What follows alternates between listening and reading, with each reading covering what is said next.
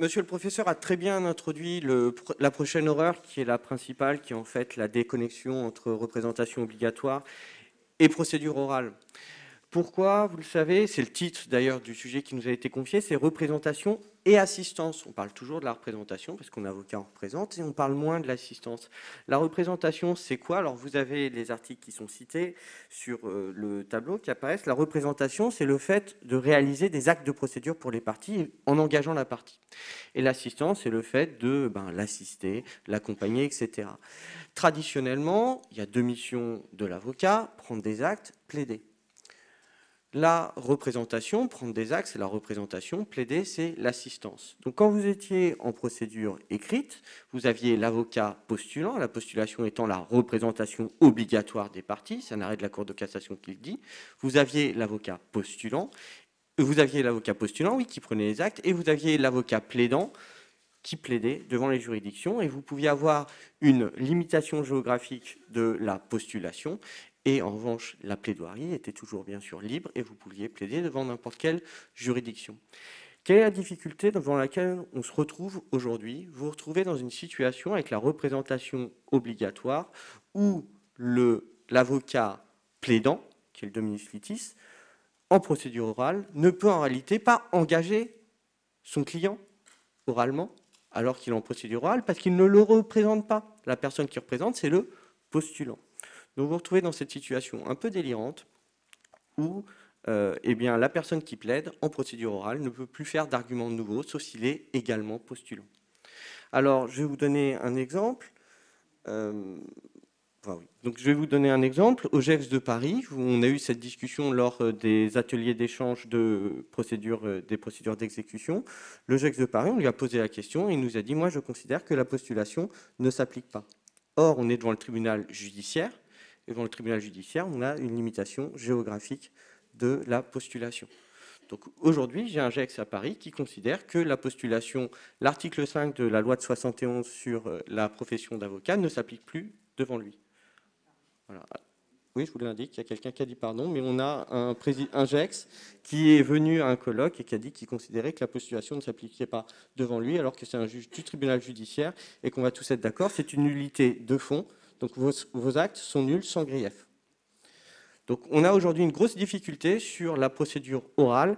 Le problème est moins prégnant devant le tribunal de commerce parce qu'il n'y a pas de limitation sur la représentation obligatoire géographique. Donc à la limite, vous dites à votre postulant de ne pas indiquer qu'il est postulant. Il indique que votre nom et puis il vous laisse plaider et il apparaît un peu de façon occulte. Mais à partir du moment où vous indiquez qu'il y a un postulant, c'est le postulant qui peut seulement engager le client. Et donc, oralement, vous ne pourrez pas faire de demande nouvelle. Donc, c'est une vraie difficulté qu'a créé cette réforme. C'est la déconnexion entre la procédure orale et la déconnexion entre la procédure écrite et la représentation obligatoire. Donc ça, c'est la quatrième horreur, qui est une horreur, qui est l'horreur majeure pour nous. La cinquième horreur, je vais regarder là parce que je commence à être aveugle, donc mes petits yeux n'arrivent plus à voir. La notification préalable à avocat. Vous le saviez, avant c'était simple, vous aviez représentation obligatoire, obligation de signifier les jugements préalablement à avocat ou sinon nullité, tatati tatata.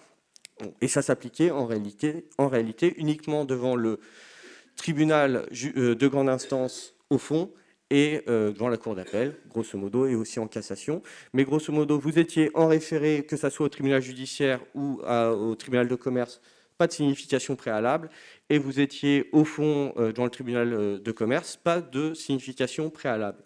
Aujourd'hui, avec l'extension de la représentation obligatoire devant le TC et en référé, vous avez l'obligation de faire la signification préalable à peine de nullité pour les instances introduites après le 1er janvier 2020.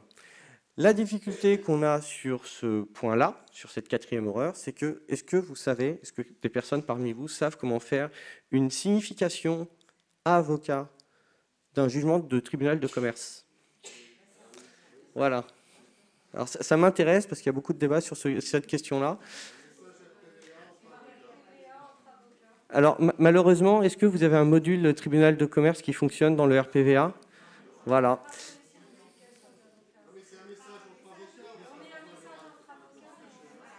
Oui, oui, en passant par le module, alors on le fait tous, en passant par le module TJ et en bidonnant un numéro RG imaginaire.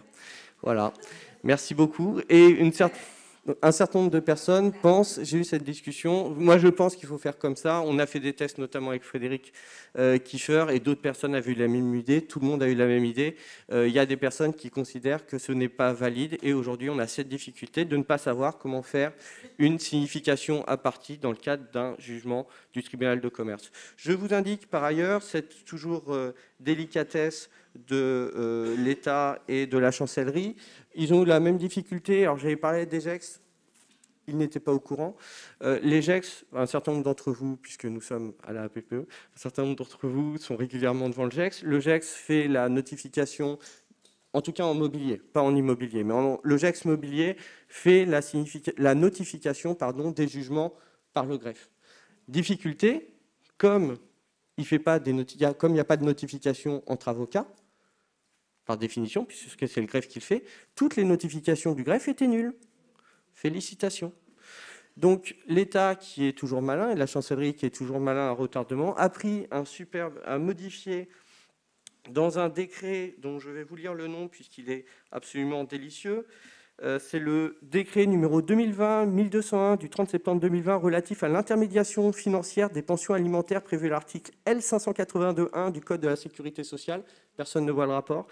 Ils ont donc modifié l'article 678 pour prévoir que quand le greffe notifie les jugements, alors qu'il y a représentation obligatoire, il n'y a pas de nullité si ce n'est pas notifié avant entre avocats. Donc les avocats doivent continuer à notifier préalablement. Quand c'est une notification par le greffe, on s'en fiche, pas de nullité. Donc c'était notre 5e horreur, qui est pas mal. Et je vous indique, vraiment, le tribunal de commerce, tout le monde en parle, personne n'a de solution vraiment solide, et j'ai pas l'impression qu'il y ait de contentieux dessus.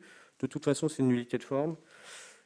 Mais bon, c'est quand même pas agréable. La 6e, une de mes préférées, les délais de distance.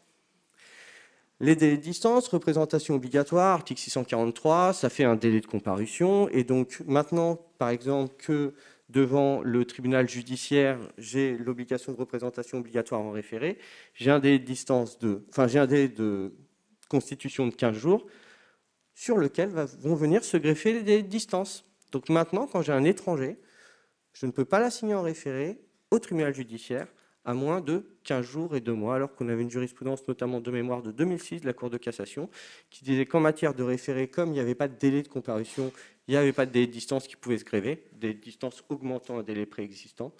Maintenant, ça existe devant le tribunal judiciaire, mais pas devant le tribunal de commerce. Parce que devant le tribunal de commerce, il n'y a toujours pas de délai de constitution, en tout cas en référé, puisqu'il y a toujours eu un délai de comparution qui était le délai de 15 jours. Il fallait signifier au moins 15 jours avant, et donc on rajoutait 2 mois. Donc en référé, devant le tribunal de commerce, je peux assigner mon étranger à, disons, 3 semaines, 1 mois.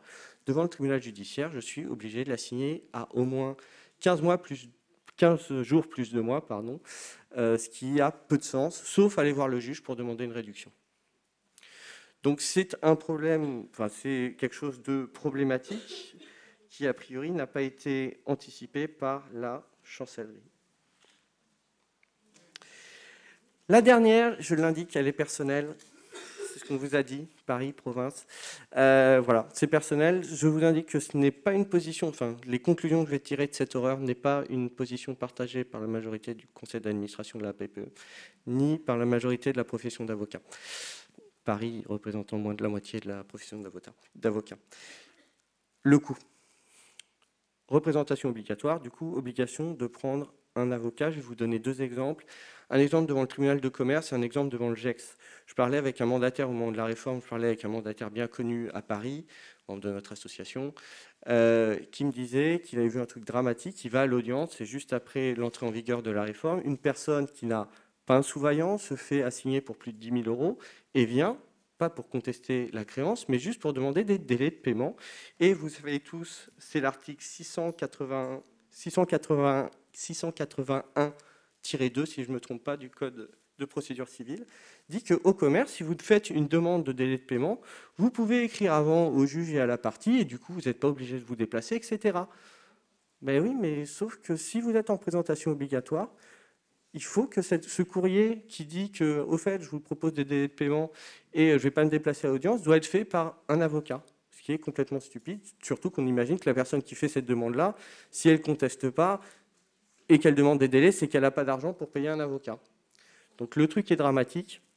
Enfin, cette situation qui m'avait été rapportée est effectivement un exemple dramatique, enfin, un exemple vraiment des conséquences dramatiques de cette réforme, et notamment, puisqu'il y a un certain nombre d'entre vous qui font de la saisie immobilière dans la salle, ça vous rappellera immédiatement la question de la vente amiable au moment de l'audience d'orientation, où vous êtes on a toujours été en présentation obligatoire en matière de saisie immobilière, mais on a prévu une voie de sortie pour la personne qui est débitrice, qui potentiellement a des difficultés, mais qui reconnaît la dette et qui veut juste vendre son bien sans être violenté par la mesure de saisie, et qui peut donc présenter oralement sa demande de vente amiable. On pourrait imaginer que la même chose aurait été inventée, notamment au tribunal de commerce pour les délais de paiement. Ce n'est pas le cas. Deuxième exemple, qui pour moi a des conséquences potentiellement à plus long terme pour notre profession. Vous avez des cas où avant vous n'aviez pas besoin de postulant. J'étais en référé, j'étais content, j'allais à Bordeaux, je ne téléphonais pas à Céline Gravière, je prenais ma date tout seul comme un grand, désolé Céline, et j'allais à mon audience tout seul comme un grand, je plaidais et je rentrais. Bon, aujourd'hui, plus possible. Aujourd'hui, si je suis en présentation obligatoire, je suis obligé d'expliquer au client que je vais aller voir un confrère, j'ai le même problème devant le GEX, je vais aller voir un confrère qui va mettre son nom sur mon assignation et demander un billet. Donc la 7e horreur, c'est la question du coût. Et on va passer aux questions juste après. Et là où pour moi c'est dramatique, c'est qu'aujourd'hui, on a étendu la postulation, on a créé en fait des barrières tarifaires, des petits, comme sur les autoroutes, là, on a créé des petits points de passage où il faut payer.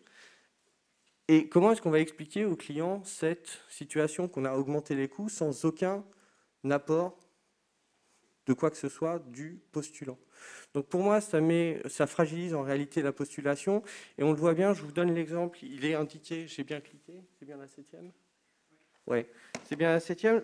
Vous le connaissez tous, je pense, c'était l'avis de la Cour de cassation sur la postulation en matière sociale.